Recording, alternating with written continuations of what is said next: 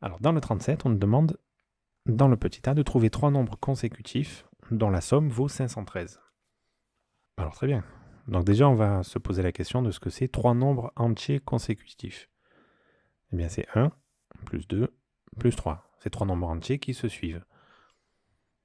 21, plus 22, plus 23. Alors maintenant, comment je fais pour passer de là à là et de là à là? Et enfin, de lui à lui. Eh bien, à chaque fois, je fais plus 1 et plus 2. Donc, si au lieu de 21, je mets un nombre que je ne connais pas, c'est-à-dire x, plus quoi? Eh bien, qu'est-ce que j'ai ajouté à 21 pour qu'il devienne 22? J'ai ajouté 1. C'est un nombre consécutif. Donc, x plus 1 plus, qu'est-ce que j'ai ajouté à 21 pour obtenir 23? 2. Donc, x plus 2. Donc, ce nombre-là, il sera égal à quoi? Donc, x plus x plus x, ça donne 3x.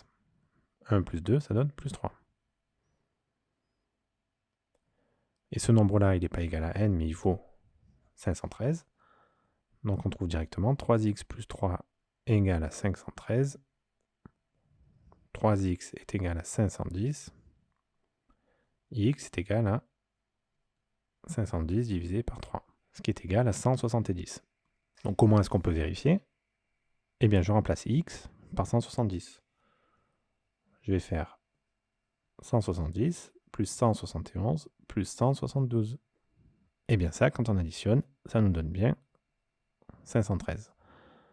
Donc la réponse ici, c'est 170 plus 171 plus 172. Dans le petit b, on nous demande de trouver trois nombres entiers consécutifs dont la somme vaut 200. Et on nous demande de justifier si on peut trouver ou pas. Ce qu'on va faire, c'est qu'on va reprendre un peu la même méthode. C'est-à-dire que la somme de trois entiers consécutifs, c'est x plus 1 plus x plus 2. C'est le premier nombre entier, le deuxième, le troisième. Ça, on nous dit que c'est égal à 200.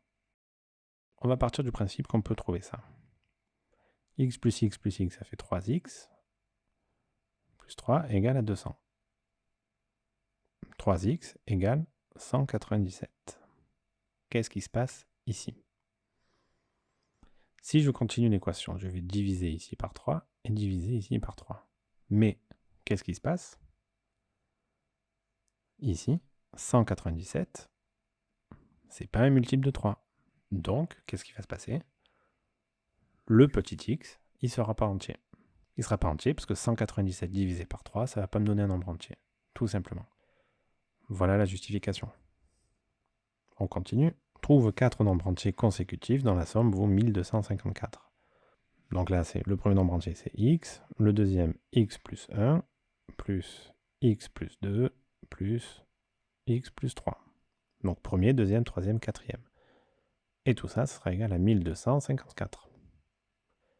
Bon, on fait pareil, hein. Donc là, ça va donner 4x plus 6 est égal à 1254.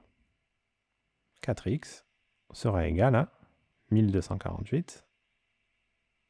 X sera égal à 1248 divisé par 4.